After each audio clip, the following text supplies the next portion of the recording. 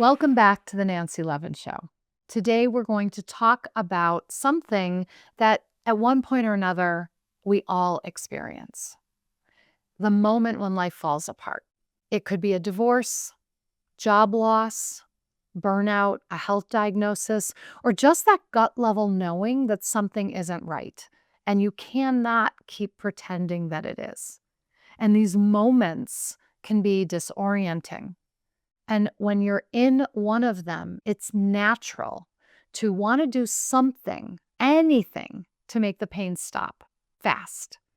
So today we're exploring the mistake that most people make when life falls apart and why it prolongs the pain. And I want you to stay with me until the end because what I'm about to share might be the turning point you've been needing. So let's start here. When life falls apart, the first instinct, almost universally, is to fix what we can see: the environment, the job, the relationship, the bank account, the house, the external stuff. We say things like, I need a fresh start. If I just moved to a new city, I need to get out of this marriage and find someone who really sees me. I'll feel better once I land a new job. These actions can make us feel like we're taking control, which in the midst of chaos can be a real comfort. But let's be honest, these kinds of external fixes are like rearranging the furniture in a burning house. They don't address the flames, they don't put out the fire. And so what's really happening is that we're trying to create relief, any kind of relief, because the discomfort inside is too much to bear. But here's the truth. These external solutions don't address the deeper inner patterns that led to the crisis in the first place. And we get stuck because we're treating the symptoms instead of the root cause. And if we don't address the root, we will absolutely guaranteed recreate the same pain in a new form. It might have a different name, a different job title, a different city, but the pattern will still be there because wherever you go, you're still taking you with you.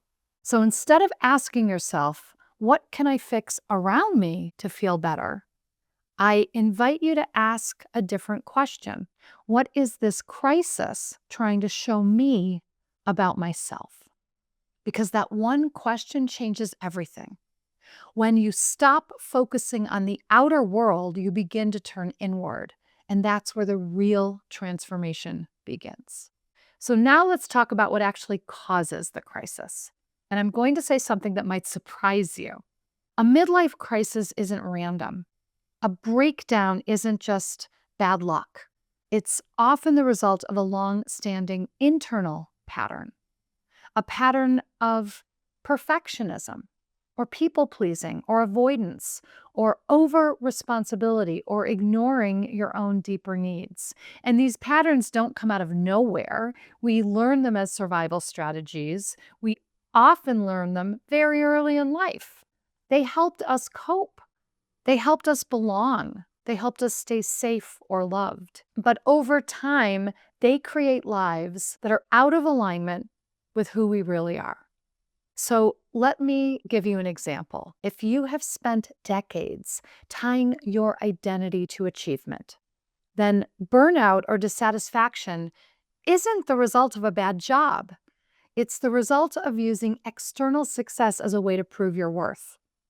Or if you've spent your life ignoring your own needs so you can keep everyone else happy, then a relationship breakdown might not be about the other person. It might be life forcing you to finally confront the part of you that believes you don't matter. The crisis isn't something going wrong. It's a wake-up call. It's life saying, this way of being isn't working anymore, and it's time to grow. And this is the part that most people miss. We see crisis as something to escape. But what if crisis is here to teach us, to help us clearly see the patterns that have kept us stuck, hidden, or small? And this is why rushing to fix your circumstances doesn't work, because it leaves the core pattern untouched. You end up in a new situation repeating the same pain. So what does it take to truly heal? to not just survive a crisis, but to come out the other side changed, stronger, and more aligned with your truth? The answer might feel counterintuitive. It takes slowing down. It takes being with discomfort. It takes letting the dust settle instead of immediately trying to sweep it away. Because transformation requires you to sit in the unknown, to allow space for the real answers to emerge, not the conditioned ones, not the ones other people expect. And this can be challenging.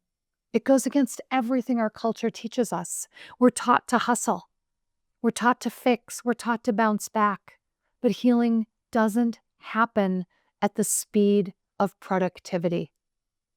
It happens at the speed of presence, of curiosity, of compassion. And here's the key. Transformation isn't about filling the void the crisis left behind.